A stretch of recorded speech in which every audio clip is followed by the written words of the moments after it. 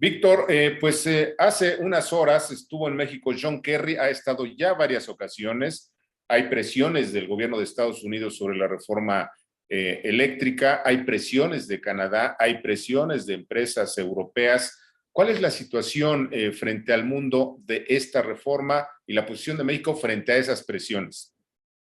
Bueno, lo primero es que hay que decir que México abrió su mercado en 2013, abrió un mercado completamente en el sector energético y México además es uno de los países que más acuerdos de libre comercio tiene con países en el mundo. Una de las reglas básicas de los tratados de comercio con otros países, el Tratado de Viena, que es como el padre de todos los tratados, dice que una vez que abriste un sector no lo puedes volver a cerrar.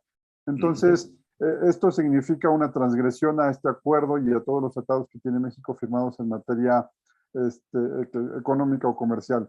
¿Qué es lo que está sucediendo? Muchísimas empresas, sí norteamericanas, también europeas y canadienses, vinieron a invertir en México bajo las condiciones que el propio Estado mexicano abrió. O sea, los legisladores pusieron las reglas, la Comisión Reguladora de Energía puso las reglas específicas basado en la reforma de 2013 y gracias a eso se hizo atractivo venir y las empresas vinieron e invirtieron. Ahora lo que le estamos diciendo es, te cambio las reglas, te pongo límites, no puedes venir a invertir libremente y aunque seas mejor que yo generando, aunque ofrezcas servicios más baratos, le vamos a dar predilección a otra empresa que es la del Estado y pues obviamente esto va a generar problemas.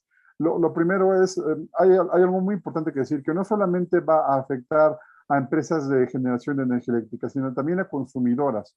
¿Por qué? Porque las empresas cada vez más están teniendo compromisos de materia de energía limpia y si el país no va a permitir la inversión y no vamos a cumplir con las metas de energía limpia como la propia Secretaría de Energía lo ha aceptado, no hay forma de que estas empresas cumplan con sus obligaciones corporativas y por lo tanto tienen todos los alicientes para dejar de planear estar en México y empezar a planear en lugares donde sí puedan cumplir con estas obligaciones.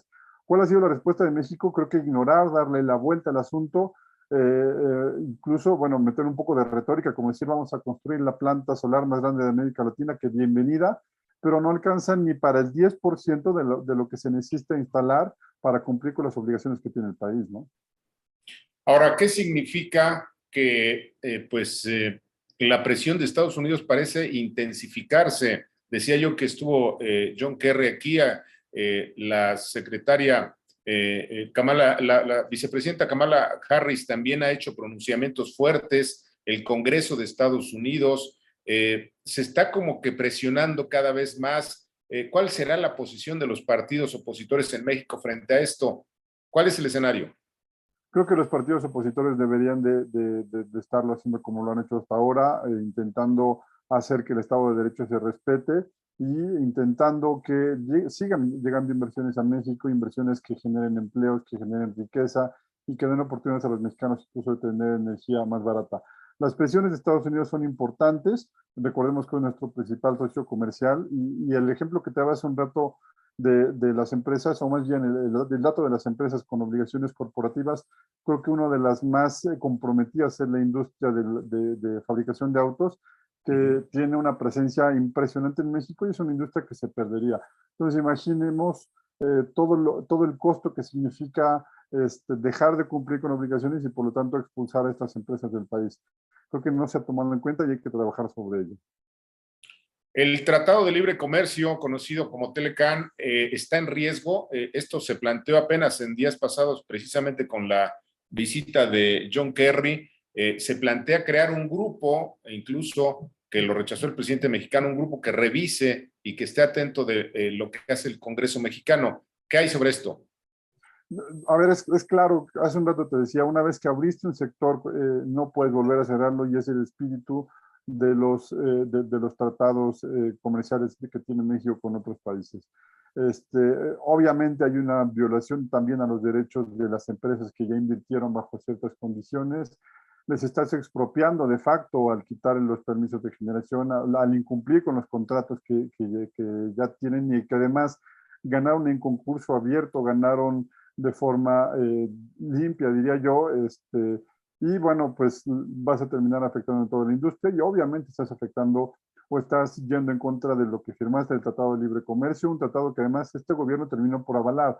hay ahí una teoría, una hipótesis que ha manejado el presidente y su equipo de que el Estado mexicano determinó que puede cambiar su constitución abiertamente y que está protegido el sector energético por el capítulo, por un capítulo del tratado. La realidad es que ese capítulo trata más bien sobre hidrocarburos, no trata sobre electricidad, pero insisto, en el mismo tratado se establece que una vez que abriste un sector no lo puedes volver a cerrar y esta reforma, aunque digan que no es cierto, viola esto porque cierra la competencia, por ejemplo, en un sector que se llama suministro básico, que es suministro calificado y suministro básico, que es la venta de energía a los usuarios finales, y que lo vuelve a cerrar aunque ya lo había abierto. Entonces sí es violatorio del tratado y lo pone en riesgo, obviamente. Esto golpea la inversión extranjera, nos coloca en un país poco confiable. Calificadoras han pues amenazado también o han advertido que existe algún riesgo. ¿Cómo está este escenario? Sin lugar a dudas, al momento de cambiar la regla, lo que estás haciendo es decir, tú viniste, invertiste y pusiste tu dinero aquí bajo ciertas condiciones y ahora te las cambio y pues no me vuelvo un país confiable de esa manera. Es un riesgo enorme, pero hay que decir otra cosa, a pesar de que no fuera aceptada la reforma, hay una parálisis administrativa que ha llevado este gobierno a cabo desde prácticamente marzo, abril de 2019, con la salida de los comisionados de la generación anterior de la Comisión Reguladora de Energía, y a partir de ahí lo que han hecho, hay más de 80 permisos parados ahí, permisos que se podrían convertir ya en centrales de generación más nuevas, más eficientes, más baratas. Las han bloqueado y eso lo que ha terminado por hacer es expulsar inversiones y llevar inversiones a otros lados de la propia América Latina, como Colombia o Panamá, por ejemplo, ¿no? ¿Qué significa pues la guerra, el escenario de la guerra, la invasión rusa en Ucrania, la respuesta de Estados Unidos en este escenario que estamos viendo en México con esta reforma? ¿Tiene algún vínculo? Directamente no tiene algún vínculo, pero sí hay un asunto muy importante y es que el mayor problema que hay en Europa ahorita por el asunto de la guerra es el asunto de suministro de gas. En este momento México no compite con Europa por el gas de Estados Unidos y eso hace que tengamos el gas más barato. Sin embargo, esta guerra lo que va a hacer es recrudecer o más bien va a alentar medidas en Europa para dejar de depender del gas ruso y muy probablemente traiga infraestructura en Estados Unidos para exportar gas de Estados Unidos hacia Europa, perdón, que ya tiene un avance, no es algo nuevo. Y entonces la apuesta de este gobierno, que es apostar todavía por más gas natural, podría ponernos en riesgo de costos altos porque empezaríamos a competir con Europa por el gas de Texas, que en este momento, insisto, por falta de infraestructura no es competencia, pero en un par de años podría serlo y eso metería al Estado mexicano en graves aprietos porque la apuesta de esta reforma es apostarle incremento en la Claro. generación con gas, ¿no?